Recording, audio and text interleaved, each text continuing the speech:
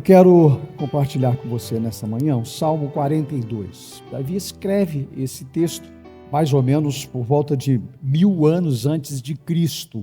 E a condição em que ele estava não era a das melhores. Ele estava exilado, passando assim por uma situação bem desagradável, bem difícil, bem parecida também como aquelas que nós vivemos nessa trajetória de vida, nessa estrada da vida que nós caminhamos. Vamos lá. Versículos 5 e 6, Salmo 42 diz assim: Por que você está abatida, ó minha alma? Por que se perturba dentro de mim? Espere em Deus, pois ainda o louvarei a Ele, meu auxílio e Deus meu. Sinto abatida dentro de mim a minha alma. Lembro-me, portanto, de ti, nas terras do Jordão, no Hermon e no monte Mizar. Só esses dois versículos, embora eu queira usar um pouquinho o texto para que a gente perceba o que estava dentro da mente, do coração, o que estava vivendo o salmista. Deus, obrigado pelo privilégio que estamos tendo nesta manhã de virmos ao templo. Davi, nesse texto, lamentava profundamente a impossibilidade de ir ao templo, de festejar as festas daquela época, porque estava numa condição bastante complicada, difícil. Hoje nós estamos aqui, depois de uma semana de atividades, depois de compromissos e responsabilidades. Nós te agradecemos porque sabemos que o Senhor nos ajudou, nos acompanhou, nos deu livramento, nos permitiu chegar até esse momento. Não faltou nada, o Senhor entrou com providência não só na vida dos que confiam no Senhor, dos que são fiéis ao Senhor, mas também na vida de muita gente que pela fé o buscou. E a tua palavra fala exatamente isso, sobre fé. Fé é um elemento importante para aqueles que querem buscar um Deus que é real e não artificial. Por isso, te agradecemos pelo privilégio de estarmos aqui neste lugar, na comunhão com o Senhor e também na companhia destes teus filhos amados. Obrigado pelas famílias aqui representadas. Obrigado pelos meninos, meninas, crianças, homens e mulheres. Obrigado pela liderança presente. Obrigado pelos que estão trabalhando, independente de escalas, estão a serviço do Senhor, para a honra e glória do nome do Senhor. Agora trabalha o nosso coração, nossa mente. Por favor, Espírito Santo, mistura as tuas palavras às minhas, dá entendimento ao povo, para que saiamos daqui reflexivos, recarregados e prontos para um novo domingo, uma nova semana que começa hoje. Que seja uma semana de bênçãos, de milagres, de expectativas, mas também uma semana que tenhamos oportunidade de levarmos pessoas a conhecerem Jesus Cristo como o único e suficiente Salvador. Pai, lembra-te da nossa cidade, do nosso estado, do nosso Brasil. Tu sabes, ó Deus, quais são as necessidades do nosso país, quais são os problemas do nosso país, assim como o Senhor conhece aqueles que nos governam, todas as esferas. Então, toma, Senhor, este país em tuas mãos e salva o nosso Brasil. Livra o nosso Brasil dos ataques do mundo espiritual. O Senhor sabe que principados e potestades estão localizadas, trabalhando contra o Evangelho, contra o povo, teu povo, trabalhando contra aqueles que precisam dar sequência à vida espiritual, familiar e profissional. Então, mais uma vez, Lembrando que ontem foi um dia importante para a nossa pátria, nós te pedimos, salva, liberta, transforma, opera os teus milagres no nosso Brasil, na nossa terra, na terra que nós amamos, esta pátria amada. Louvado seja o teu nome. Ouve, por favor, a nossa prece, a nossa oração. Perdoa os nossos pecados, mas recebe aí no trono da graça a nossa oração. Se o Senhor puder, se o Senhor achar conveniente, responde-nos e nos abençoa. Em nome do Senhor Jesus. Amém, igreja? Amém? Este salmo, como eu disse, é um salmo de Davi. Davi escreveu aos filhos de Corá. Corá era um representante, os filhos de Corá eram representantes da música, eram levitas. Corá uma vez se rebelou contra Davi, quebrou um princípio, que é o princípio da honra. Presta atenção, irmão, presta atenção, irmã. Lembre-se sempre de um princípio que Deus leva em consideração na vida de todos nós, que é o princípio da honra. Corá quebrou o princípio, e por ter feito isso, foi um desastre a vida dele. Você pode ler depois o texto, procura lá o texto, você vai ver o que aconteceu com Corá. Mas a palavra diz que os filhos de Corá sobreviveram, avançaram, prosseguiram.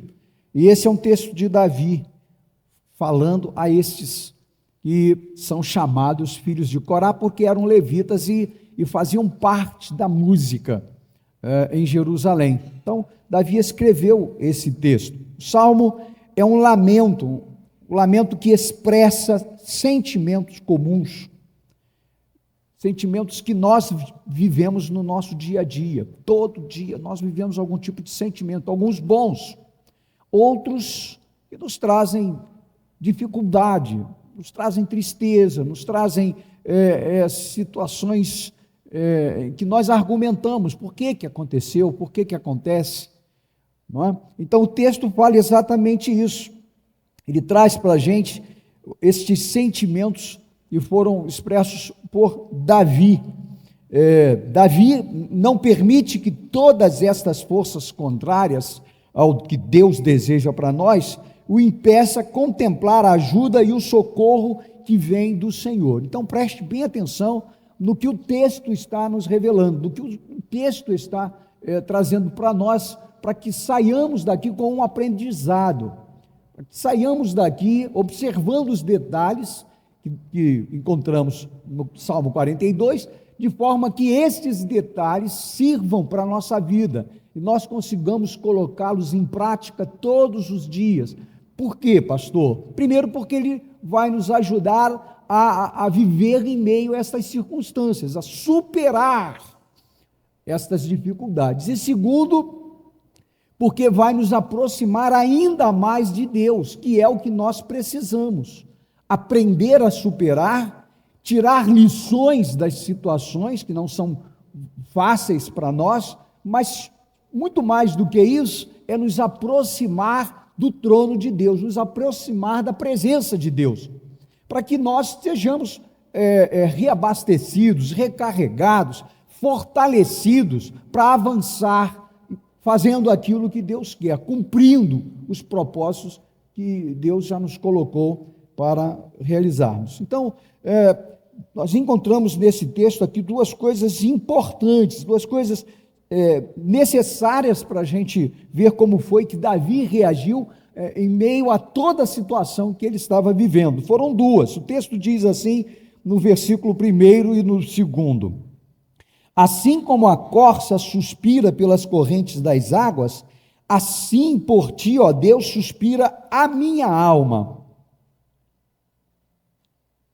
A minha alma tem sede de Deus, do Deus vivo. Quando irei e me apresentarei diante da tua face, da face de Deus. Então, esses dois versículos são para nós importantes. Por quê? Porque no primeiro, Davi manifesta aqui uma situação, e ele usa como metáfora, como uma figura de linguagem, a corça que está fugindo do caçador, a corça que está fugindo da sua, do animal que vai devorá-lo. E o que acontece com esse animal? A corça, quando apavorada, quando se sentia pressionada, ela largava um odor. E era exatamente esse odor que fazia com que o predador encontrasse com facilidade a corça.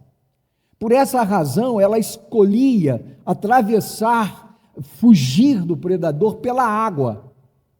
A água era um elemento importante, mas também de tão cansada que ela ficava, ela parava na corrente de água para quê? Para se abastecer, para se refrescar. Então vejam que primeiro nós temos duas coisas importantes aqui. Davi está se referindo a ela, né? Assim como a corça suspira. Suspirar quer dizer desejar. A corça desejava a corrente das águas. Primeiro, para fugir de quem? Do predador. E segundo, para matar a sua sede, para saciar a sua sede. Aqui estão duas informações importantíssimas para nós, deixadas, registradas por Davi.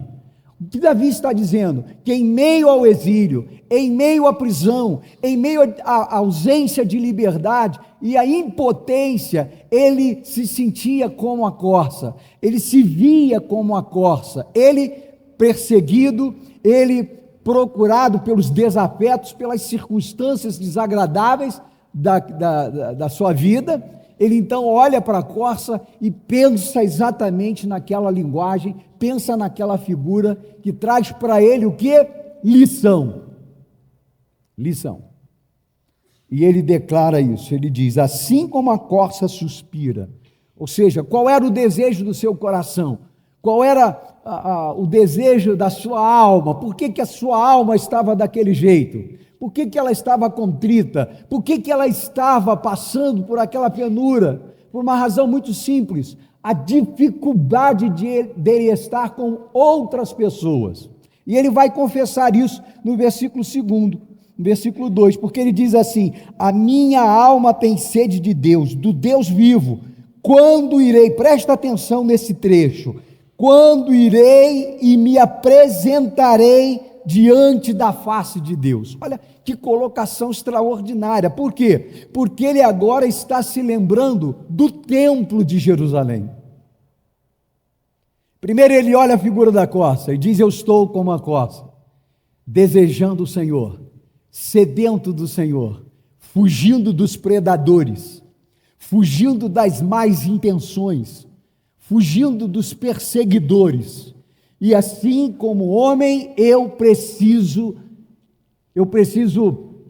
agir como a corça. Como é que a corça agia? Ela fugia pela corrente da água. Por quê? Porque o seu odor era facilmente uma possibilidade, era uma percepção do predador. Então, naquele momento, ela fugia de quem perseguia, do predador. E ao mesmo tempo ela sentia sede, e era a sede que ia fazer com que ela se refrescasse. Davi estava nessa condição, em meio à tribulação, em meio aos problemas, em meio às dificuldades muito comuns a todos nós. Ele então diz, eu tenho sede de ti, Senhor. E aí no segundo plano ele diz, eu estou sentindo saudades, olha só, eu sinto saudades de estar no templo. Por quê? Porque se você for lá no texto, lá no Velho Testamento, mais um pouco para trás, você vai perceber que o judeu, por 3 vezes ao ano, ia a Jerusalém. Mas agora ele estava preso. Agora ele estava impedido de adorar a Deus. Querido, presta atenção nisso aqui, que isso é código para nós. Isso aqui é senha, porque muitas coisas às vezes nos impedem de servir a Deus. Muitos dos nossos afazeres, das nossas responsabilidades, das nossas distrações, nos tiram da comunhão com o Deus, nos tiram da comunhão com a congregação, nos tiram do templo. E aqui está Davi lamentando não poder estar no templo pelas circunstâncias, pelas adversidades. Ele então diz: a minha alma tem sede de Deus. Em primeiro lugar, ele diz: a minha alma tem sede de justiça. A minha alma tem sede do Deus que me livra dos meus perseguidores. A minha alma tem sede daqueles que se fazem de predadores e querem me atacar, querem me consumir. Mas agora ele faz menção da sua alma como um fator espiritual de suma importância que passa pelas limitações e os impedimentos. Qual é o impedimento? Ele queria estar no templo, ele queria estar em Jerusalém, frequentando as festas judaicas, mas agora ele não podia. E o que ele diz? Muito fácil.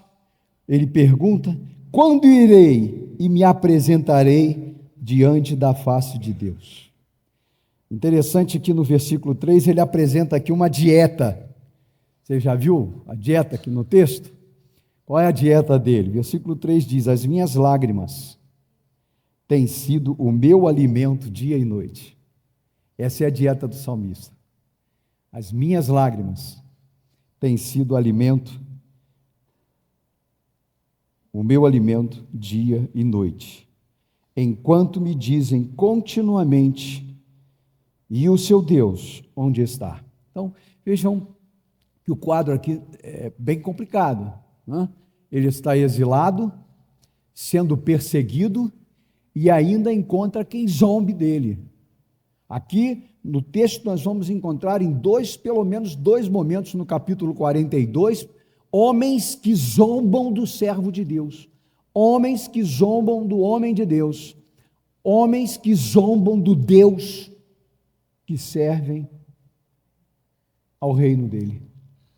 Então, Davi estava vivendo um momento muito difícil, muito complicado. E aí que a gente tenta encontrar algumas lições para a nossa vida. E eu quero compartilhar rapidamente com vocês estas lições. A primeira delas é que, sejam quais forem os sinais de esgotamento, sejam quais forem os sinais de tristeza, de angústia, que possa encontrar lugar no seu coração, a primeira coisa que eu sugiro a você nesta manhã é: não abra mão dos seus sonhos. Não abra mão dos seus sonhos. Como é que estava Davi? Davi estava numa situação quase que depressiva. Davi estava vivendo num enclausuramento, escondido, numa montanha. Ele estava passando exatamente por essa dificuldade, ausente de pessoas que ele amava, ausente das festas que ele gostava de frequentar, porque eram festas que adoravam e glorificavam o Deus de Israel. Davi estava ausente da liberdade, ele estava ausente de tudo aquilo que era bom para ele. E quantas vezes nós também somos impedidos de algumas coisas que nós gostamos, que nós amamos, que nós anelamos no coração fazer. Por exemplo, os sonhos que temos dentro de nós. Então, a primeira coisa que eu quero dizer para você nesta manhã, baseado nesse texto, nessa declaração extraordinária de Davi, que passava por um momento extremamente complicado, talvez você que tenha vindo ao templo nesta manhã, também esteja passando, ou tenha passado, ou venha a passar, porque a estrada da vida é essa que nós já conhecemos. Surpreendentemente, surge alguma coisa com a possibilidade de nos travar, de nos cancelar, de impedir que a gente avance sempre na direção dos propósitos de Deus. Então, aconteça o que acontecer, venha o que vier, surja o que tiver que surgir, não abra mão dos seus sonhos. Não abra mão. Um outro personagem bíblico que se sentiu assim foi Elias. No primeiro livro dos Reis, no capítulo 19, no versículo 4, na primeira parte, nós encontramos o seguinte registro: Elias chegou ao pé de Giesta, sentou-se debaixo dele e orou pedindo a morte. Disse Elias a Deus: já tive o bastante, Senhor, chega. Às vezes a gente se sente assim. São tantos os embates, são tantas as decepções, são tantas as frustrações, são tantos os problemas, que às vezes a gente quer sentar como Elias sentou e fazer a oração que ele fez. Chega, estou cansado, estou cansada. Parece que existem mudanças, mas elas não se afiguram reais. Elias viveu esse momento, Davi viveu esse momento, e pode ser que você tenha ou esteja vivendo esse momento. Mas eu insisto, aconteça o que acontecer, venha o que vier, surja o que tiver que surgir, no meio da sua estrada, lembre-se de não abrir mão dos seus sonhos. Segunda lição que eu tirei desse texto para a minha vida: se servir para a sua vida, eu já vou dar glória a Deus. Se ajudar você em alguma coisa, eu já vou ficar feliz. Porque é uma lição que eu tirei para mim. Aliás, algumas lições que eu tirei para mim. Esse texto é um texto rico, e se eu pudesse, eu ficaria aqui 1h30, só versículo por versículo com você. Mas eu quero ser breve, eu não quero ser prolixo.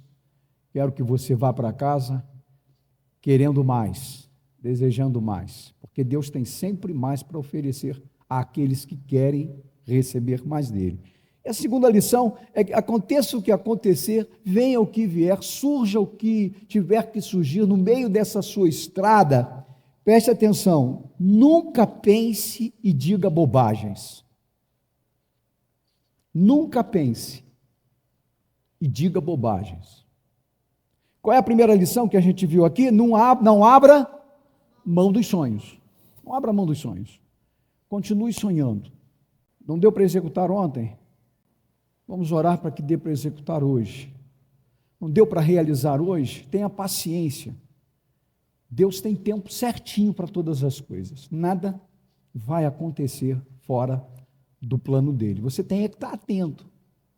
Você tem que estar atenta, tem que vigiar, tem que prestar atenção nas estações. Quando isso acontece, você vai perceber que não está fora do plano de Deus. Então, a primeira coisa que a gente aprende é, ainda que surjam problemas, ainda que tentem te impedir, ainda que tentem dizer que você não vai conseguir, que é difícil demais, nunca pare de sonhar, continue sonhando. Sonhe por você, sonhe por sua família, sonhe por seus filhos, sonhe pela igreja, sonhe pelo seu país. Peça a Deus que ajude você a realizar aquilo que ainda você não conseguiu realizar, porque talvez esteja fora do tempo de Deus. Mas continue alimentando no seu coração e na sua mente aquilo que Deus quer que você alimente. Segunda coisa, nunca pense ou diga ou fale bobagens. Nunca faça isso. Elias disse exatamente: tira a minha vida, tira a minha vida. Uma vez eu ouvi alguém falando isso: eu queria morrer, eu queria muito que Deus tirasse a minha vida. Eu vou dizer uma coisa, a pessoa disse assim: eu orei para isso, e eu respondi exatamente assim: por isso que você não morreu ainda. Sabe por quê? Porque Deus não ouve bobagem. Deus não ouve bobagem. Quem era o cara? Era Elias. Quem era Elias? Um profeta. Que profeta era esse? O homem da confiança de Deus, honrado por Deus. O que Deus fez por meio de Elias, extraordinariamente, foi incrível. Mas nem por isso dava o direito a ele dele mudar o plano. Qual era o plano? O plano era ele viver e continuar fazendo o que tinha que fazer. Por quê? Porque no reino de Deus tem sempre coisas a fazer. Porque no reino de Deus, vidas estão precisando ouvir a mensagem de salvação, de libertação, de cura. Então, se estiver fora do plano de Deus, você pode fazer a oração que você quiser, porque Deus não vai responder. Elias orou: Senhor, chega, estou cansado, não dá para continuar com essa gente, com essa turma, olha o que eles estão fazendo, olha que perseguição, olha o que Jezabel está planejando fazer, depois de tudo que aconteceu, agora ela busca me matar, ela chega, não dá, é demais para mim. Às vezes a gente faz isso, às vezes a gente pensa que é demais para nós. Quantas vezes eu já pensei isso? Ainda bem que Deus não ouve as nossas orações erradas. Deus não ouve bobagem. Então, se você tem orado, talvez não pedindo a sua morte, mas pedindo alguma coisa que esteja fora do plano de Deus, esteja dentro do seu, ou dentro do plano de alguém, preste atenção. Deus nunca vai ouvir orações que não estejam alinhadas com a vontade dEle. Nunca. Deus não ouve bobagem. Quantos pensamentos ruins se acomodam no coração? Quantos? Que não condizem com os que declaram que amam a Deus, cantam para a alegria do seu coração e o servem porque Ele é grande e fiel. Quantas bobagens passam e ficam na mente depois de uma decepção, de uma chateação, de uma irritação ou de uma tempestade? Davi expressou tristeza, sim. Davi expressou dor, angústia e até solidão, mas não permitiu que esses pensamentos permanecessem na sua mente e no seu coração. Ao contrário, ele venceu, declarando o seguinte: espera em Deus, pois ainda o louvarei pela salvação da sua face. Espera em Deus, pois ainda o louvarei pela salvação da sua face. Olha que coisa linda. O olho do furacão, perseguido, pressionado, injustiçado. Quantas coisas ruins estavam acontecendo, ele estava exilado, fugido. Naquele momento ele era presa, ele era corça. Mas nada disso deixou que ele ficasse abatido, frustrado, decepcionado, cansado e dizendo bobagens para Deus. Nada disso o impediu de sonhar com Jerusalém. Nada o impediu de se lembrar do que ele fazia antes de estar naquela condição. E ele então não olha para o passado, porque as lembranças do passado faz olhar para onde? Para o futuro. E ele diz então: espera em Deus, pois ainda. Esse momento é um momento temporário, é um momento provisório, é um momento difícil, mas ele é temporário, ele é passageiro. Então vai chegar o momento em que você vai fazer como Davi: pois ainda o louvarei pela salvação da sua face. Espera em Deus, pois ainda o louvarei pela salvação da sua face. Então, meu irmão, minha irmã, em lugar de lamentações, de orações que não vão ser respondidas, espere em Deus, acredite que Deus vai resolver com você, não para você, porque tem gente que pensa que Deus resolve tudo para ela. Não, eu vou deixar na mão de Deus, porque é Ele que vai resolver para mim. Você está enganado. Não faça essa oração, porque essa é outra oração que vai trazer dúvida para o teu coração, e aí até fazer você dizer assim: eu entreguei para Deus resolver para mim, e até hoje Ele não resolveu. Olha só, está demorando demais. Por quê? Porque Deus não vai resolver para você, Ele vai ajudar você a passar pelo vale, do vale da sombra da morte. Ele vai ajudar você a vencer as situações que estão no seu caminho. Ele não vai tirar pedra, Ele vai ensinar você a passar por cima delas. Para quê? Para que você se fortaleça, para que você cresça, amadureça, às vezes por causa da nossa meninice, por causa da nossa maneira infantil de agir com o reino de Deus, com a palavra de Deus, com as coisas de Deus, nós não conseguimos visualizar com os olhos da fé aquilo que Deus tem para nós, aquilo que Deus tem para o povo dele.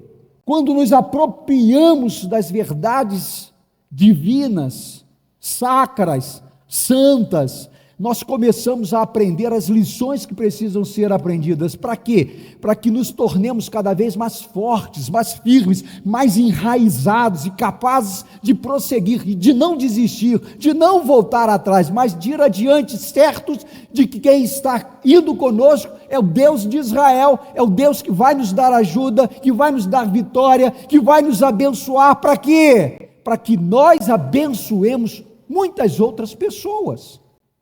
Então, querido irmão, querida irmã, pense nisso. Se você já pediu, ou se o diabo colocar na sua mente alguma bobagem para você reclamar com Deus, desista disso, porque Deus não ouve bobagem. E se ouve, não responde. Terceiro e último lugar, queridos, o que aprendemos com esse texto nesta manhã? Pode nos ajudar a continuar, né? Porque o mundo espiritual do mal tem trabalhado terrivelmente para a gente voltar atrás, para a gente desistir, para a gente ficar como está. Não, tá bom, do jeito que está, tá bom, eu não me aborreço com ninguém, eu não crio problema para mim, e aí tudo continua como estava indo. Desista disso. Deus não chamou você para ser covarde. É só você se lembrar do que aconteceu na história de Gideão. 2.000 soldados, era bastante gente para começar uma guerra contra um povo que era enorme, contra um exército enorme. Mas Deus olhou para Gideão e disse assim: Gideão, faz o que eu vou te mandar fazer e você vai ver quantos vão contigo. E Gideão obedeceu. E daquelas 2.000 pessoas, 600 ficaram. O resto ele mandou embora. Pode mandar embora porque você não serve, não. Essa turma aí não serve para mim, não. Não serve para guerrear, não. Não serve para o reino, não. Manda embora. E aí Gideão ficou com um número menor.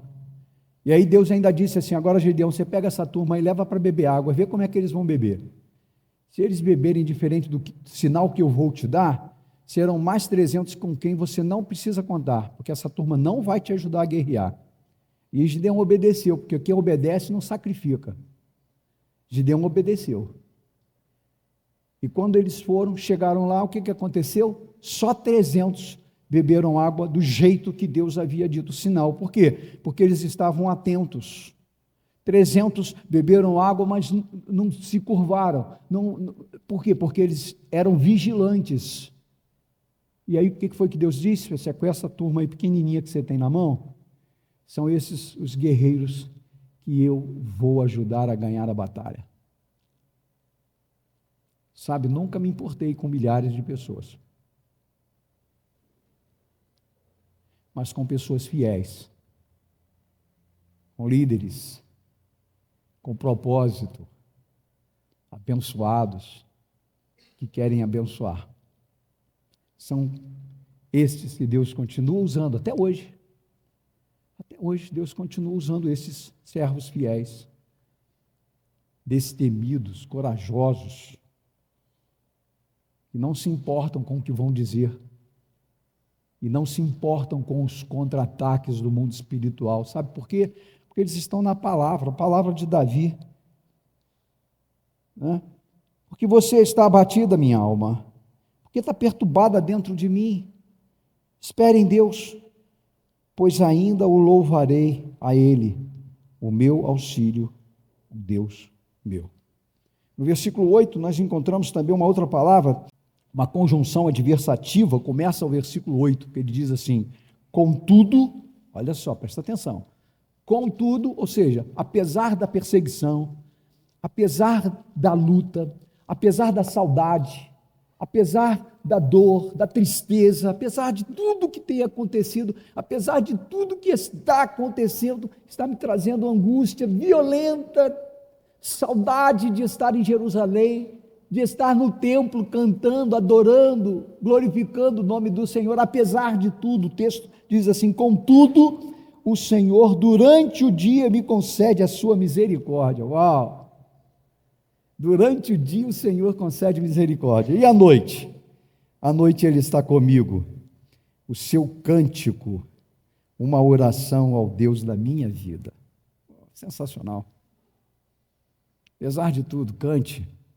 Apesar de tudo, ore. apesar de tudo, venha ao templo. Apesar de tudo, vá à célula. Apesar de tudo, faça a oração, adore, envolva-se. Não permita que o diabo trave você, não, que ele impeça você de fazer aquilo que Deus já colocou, que só você, meu irmão, só você vai poder fazer. Deus não vai transferir isso para ninguém. Agora, se você disser, eu não quero, eu não estou aí, eu não estou afim, sabe o que ele vai fazer, não sabe? Ele vai transferir a glória para quem quer, para quem está afim, para quem quer ser alvo da sua misericórdia e da sua bondade. É assim que Deus faz. Sabe, diante de certas circunstâncias, somos levados a nos esquecer do Deus que já fez e a começar a viver o que ainda é promessa. Por isso, é promessa. Promessa é porque não se cumpriu. Mas Davi nos ensina uma bela lição, dizendo, apesar de tudo e do que estou sentindo, sei que o Senhor será misericordioso por isso. Não deixarei de cantar ao Deus que cuida de mim, ao Deus que cuida da minha vida. Que palavra, meu irmão, chave para você, código para você, senha para você acessar o céu, senha para você acessar aquilo que Deus tem, promessas que ainda não se cumpriram, porque você não precisa ficar lutando pelas promessas que já se cumpriram, você só precisa ser agradecido. Como nós somos ingratos. Você já parou para pensar nisso? Nós somos ingratos às pessoas com quem nós convivemos. Fizeram uma vida inteira por nós e nós somos ingratos.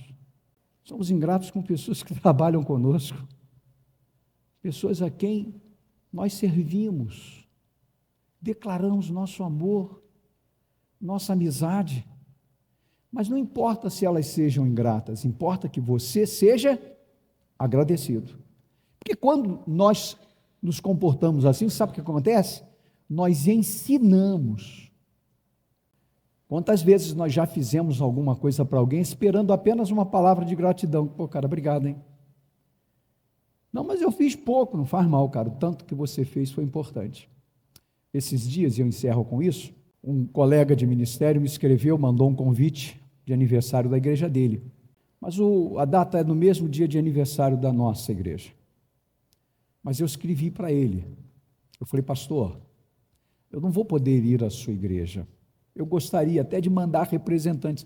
Eu vou até tentar mandar representantes da nossa igreja para essa festa de aniversário que vai ser agora em setembro. Mas eu não vou poder. Irmão, me perdoa, irmão, me desculpa. Eu gostaria muito de ir. Uma igreja. Então, ele escreveu de volta dizendo assim, pastor, puxa, parabéns pelo aniversário da sua igreja. Fico muito feliz em saber que as nossas duas igrejas comemoram o aniversário no mesmo momento. E eu quero, ele dizendo isso, eu quero que o senhor saiba que eu tenho dívidas de gratidão com o senhor. Lembra quando teve essa catástrofe que a Estrada da Saudade, caiu um trecho lá da Estrada da Saudade? A nossa igreja esteve presente lá. Tínhamos um púlpito de acrílico, eles perderam o púlpito que tinham, eu tirei o nosso púlpito, botei na Kombi, levamos para ele, presenteamos a igreja. Olha, esse é o nosso púlpito. Nós vamos comprar outro, mas o senhor não pode ficar sem púlpito. Aqui está um presente da nossa igreja para o senhor. Então ele lembrou disso, escreveu. Mas aí eu respondi. Eu disse, pastor, o senhor não tem dívida nenhuma conosco, mas eu tenho com o senhor. E ele botou assim, como assim? A minha esposa vinha de Teresópolis no meu carro, no nosso carro. E quando chegou ali no campo do Inácio, cochilou, subiu a calçada, capotou 3 vezes, e dentro do carro estava ela, Giovana e Lucília. Giovana com cinto, a Lucília estava atrás sem cinto, e o senhor passou com a ambulância da prefeitura, sem compromisso e responsabilidade. O senhor parou o carro, colocou as 3 na sua van e levou as 3 para o hospital. Logo que o senhor parou, passou um ônibus. E aquele ônibus podia ter causado um grande acidente, não só com elas, mas com quem estava dentro do ônibus. Mas o senhor parou. Deus mandou o senhor parar. O senhor parou. O senhor pegou as 3, sem saber quem elas eram, levaram para o hospital. Eu soube disso. Eu soube dessa notícia. E sempre agradeci a Deus pela sua vida. Aí ele colocou lá, quanto ele estava chorando por eu ter lembrado isso. Mais de 26 anos. Eu falei, eu tenho dívidas. Dívida de gratidão com o senhor. Eu quero mais uma vez dizer muito obrigado. É simples, não é não? Hein? É difícil? Às vezes é, né? Às vezes é difícil. Eu não sei porquê. Mas quando é simples, é de Deus, tudo se torna muito fácil, muito melhor. Então, que nessa manhã você se lembre disso. Qualquer coisa que você estiver passando na sua vida, na sua história, lembre-se do texto de Davi no Salmo 42. Ele também estava. Mas em lugar de reclamar, de murmurar, de dizer que não ia sonhar mais, não ia fazer mais nada, e nem ao templo ele iria mais, nem estar em comunhão com talvez aqueles que o feriram, magoaram, entristeceram. Não, não, não, não. Ele disse, apesar da minha alma estar como está, o Deus que eu sirvo é muito maior. Eu ainda vou voltar, eu ainda vou me reunir, eu ainda vou ter o privilégio de fazer aquilo que eu não fiz. Por quê? Porque de manhã Deus aplica a sua misericórdia na minha vida e à noite Ele me ajuda a cantar, ouve a minha oração e me prepara para um novo dia de esperança, de fé, de vitória, de prosperidade. Que o Senhor nos abençoe. E se você tiver que refazer alguma coisa, refaça agora, refaça hoje.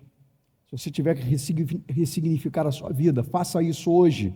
Se foi possível para Davi, se foi possível para Elias, vai ser possível para você, é possível para nós. Saia da caverna, do seu esgotamento, da sua tristeza, da sua angústia e coloque-se no monte perante o teu Deus. Qual é a sua escolha? Você tem 3 escolhas: abatimento, caverna ou monte. Vamos repetir? Abatimento, caverna ou monte. Você pode escolher ficar abatido, entristecido, depressivo, angustiado. Qual é a outra? Caverna. Se encavernar, se esconder de todo mundo, ou vai para o monte. Mas não é para o monte de comida, não é para o monte de coberta, é para o monte de Deus. Deus vai responder às orações que fazem sentido quando vê que você está ressignificando a sua história. Ele vai te responder. Ele vai te abençoar. Posso ouvir um amém? Posso ouvir um glória a Deus? Coloque-se de pé, por favor. Deus, obrigado por mais uma manhã, a presença do Senhor no templo. Obrigado porque o Senhor sonda corações, eu sei que o Senhor sondou o meu. Assim como eu sei que o Senhor está sondando o coração dos irmãos, das irmãs, das famílias. Talvez a gente não tenha nem força para te dizer o que de fato a gente precisa te dizer. Mas que bom que Davi experimentou tudo isso. Que bom que ele deixou essas informações para nós. Porque às vezes até os sonhos são abortados. Até os desejos. Quantas vezes nessa estrada nós sofremos tentativas de interrupção. Ou é do mundo espiritual, ou de pessoas que nós convivemos e até declaramos que amamos. Mas nessa manhã, eu sei que as nossas lágrimas estão sendo enxugadas e que no céu não haverá lágrimas.